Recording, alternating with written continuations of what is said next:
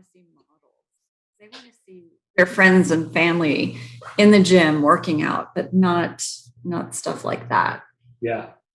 Gotcha. Okay. And so one of the things that we wanted to talk about too today was how you guys are really doing a good job to connect your members. Like they're real deep motivators to help them reach their larger goals. And it's going beyond just the aesthetic fitness, right? So maybe you could shed a little bit of light about how you have these conversations with your members to talk about their health and fitness goals rather than just looking good in front of the mirror.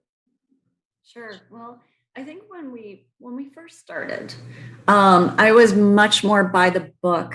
I was much more like, you need to track your food. You need to have your macros be in this certain range.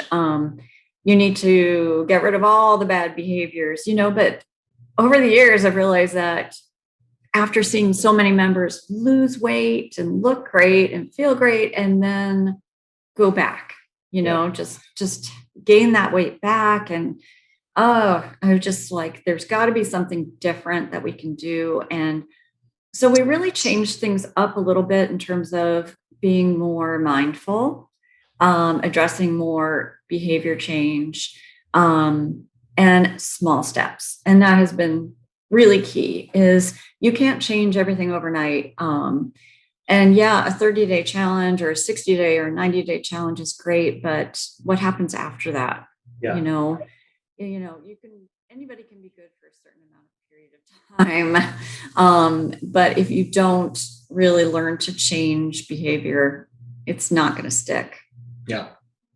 So we support our members. I've got a lot of members recently that are, doing Noom, and that's a great system.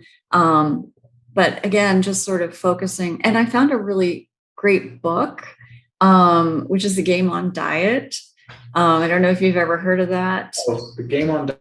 I'm gonna write it down. Yeah. And see, I don't have it in front of me, but see if I can find the author here.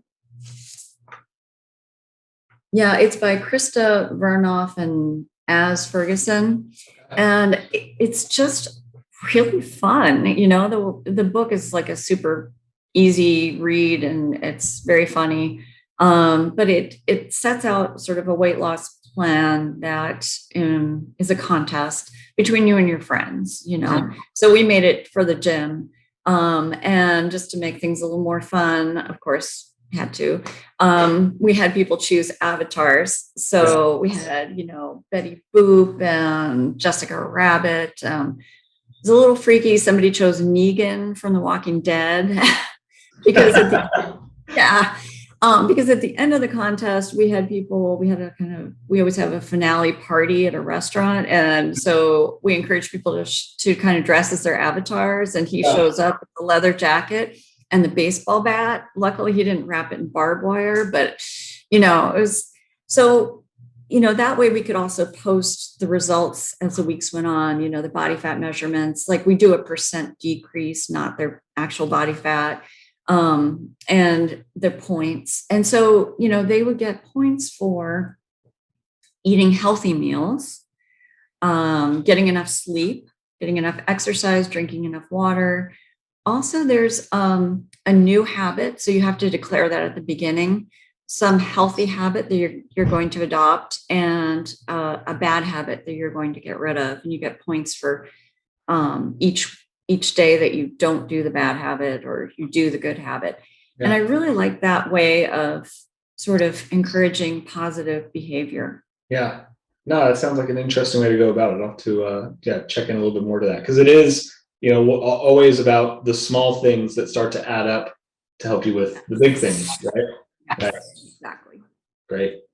All right, well, we're gonna turn the tables a little bit here and start doing a little bit of like the lightning round wrap-up questions. It's always good to put you on the spot even a little bit more. I think one of the questions we might have already just answered, but I'll ask again. But let's start with what you think some of the best advice you've ever received in industry or out of industry. Yes, to travel. Any opportunity you get, travel. Yeah. And that, I went to Russia when I was 16. My parents took us to Ireland when we were kids.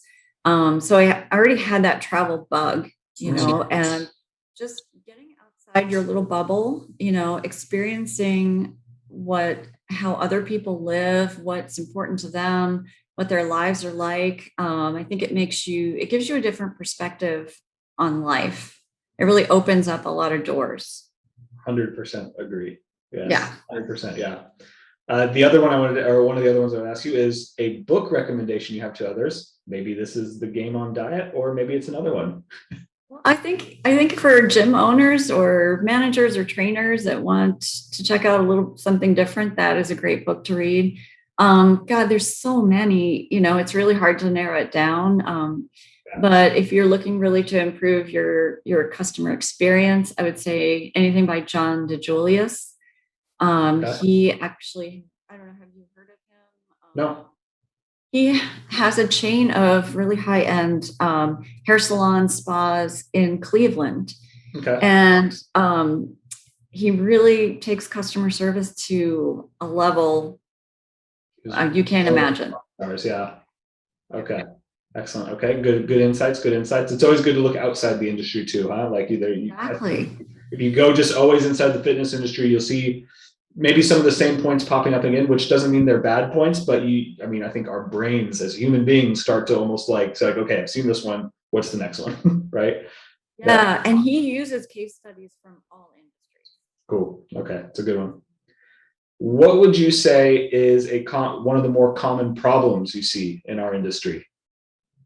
Well, my sister wanted to join a gym, and she actually sent me a plane ticket to go to LA to go with her because she was so intimidated. And I was really kind of horrified going with her we went to like 5 different gyms. I didn't tell anyone that I was a gym owner and a certified trainer. And the way she was treated, it was really disappointing. I just felt like they didn't ask enough questions. It was really the hard sell. Okay. And it was get the sale now, today, all kinds of,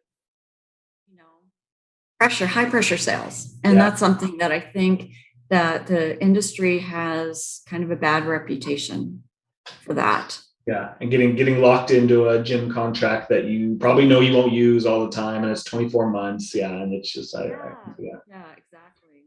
Okay, yeah, all right. And what would you say in terms of what mentors or people do you look for inspiration, either again in the industry or out? I would say, well, first off, my husband Jeff has been my mentor through this whole process. Yeah. He's awesome. And then Dr. Paul Bedford, who I know you've had on, Yep. the retention guru. He is just a great resource in this industry.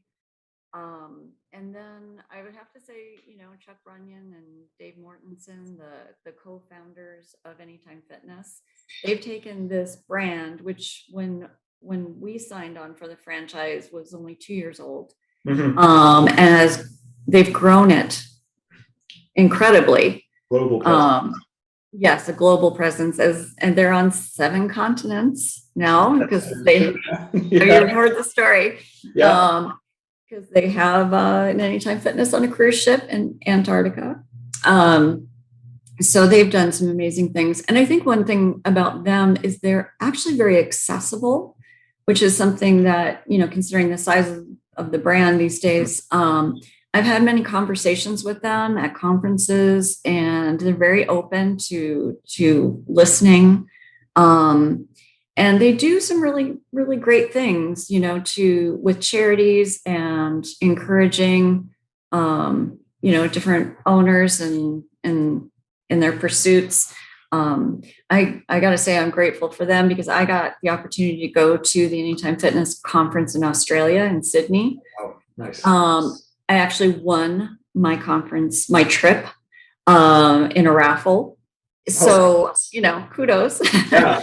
And that was an amazing, amazing experience. And I went to visit my husband and I, we went to visit, I think 20 different locations while we were out there. I know it's like, we need to take a vacation and, but I still, when we go on vacation, I love visiting clubs, and I got to throw this out there. We're going to Europe in June of 2022, after canceling our trip twice for obvious reasons. Yes. So I would love to visit some clubs in Europe. Anybody give me a shout on LinkedIn if you're open to having us come visit. Yeah, well, on the flip side, we're based in Amsterdam, so come by our office. There you go. We can meet up as well. We'd love to show you around a little bit. Great. Yes. All right. And one of the hot seat questions, what action item would you give to someone listening in today to help improve their life, their career, their business, whether or not we discussed it as one of our topics today or not? What kind of advice would you have for anyone listening in? Well, I think, speaking of the pandemic, I think we all had that chance to kind of slow down. Life kind of almost stopped for some of us that, our clubs were closed, and, we weren't able to go out to restaurants and bars, and it was like, so kind of slow down and stop and just kind of look at what you're doing, what's going right, what's going wrong, what you can improve, and take care of yourself, and, if you're in the fitness industry, I know one thing that I thought is, oh my God, I'm going to have all the time in the world to work out because, I'm going to be in my club 50 hours a week, of course. Yeah. But there are times when, the week goes by and I'm like, what happened? Because I've got so many things going on. Yeah. So take the time. Don't wait for the time. Make the time to make sure that you're staying healthy, you're getting your workouts in, you're getting your nutrition, take care of yourself. And also that I think we've started to focus more on mental health as well. It's like, working out can be such a great stress relief and get yourself out of your head.